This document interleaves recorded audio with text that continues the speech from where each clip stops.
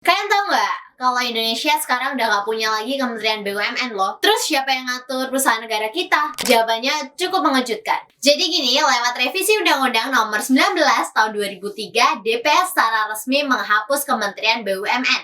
Dan sebagai gantinya ada pembentukan lembaga baru, yaitu Badan Pengaturan BUMN atau BPBUMN. Apa sih bedanya? Oke, kalau dulu Kementerian BUMN itu kan sekaligus pemegang kendali, tapi sekarang nih ya, fungsinya tuh dipisah. Peran BPBUMN ini sekarang bukan lagi sebagai eksekutor, tapi sebagai regulator. Tugasnya yaitu ngawasin, ngatur, dan jaga tata kelola BUMN supaya lebih bersih dan transparan. Kalau soal bisnis dan operasionalnya sekarang dikerjakan sama satu perusahaan besar, yaitu namanya Danantara. Jadi ibaratnya BPBUMN ini sebagai wasitnya dan Danantara ini sebagai pemain di lapangan. Oh ya, soal saham juga ada aturannya nih. Pemerintah lewat BPBUMN ini tetap memegang kendali saham series A sebesar 1% untuk kontrol.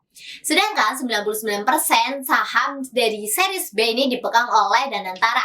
Jadi meski kelihatannya kecil banget nih sahamnya, 1% ini juga punya hak istimewa dan bisa mengatur kebijakannya. Kenapa sih kementerian itu harus dihapus? Oke, jadi menurut putusan dari Mahkamah Konstitusi nih ya, bahwa mereka tuh melarang menteri ataupun wamen ini merangkap jabatan di BUMN.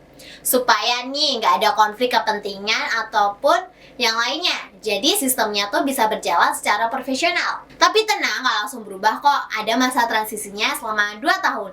Jadi menteri ataupun wamen yang masih menjabat di BUMN sekarang ini masih dibolehkan sampai waktunya habis.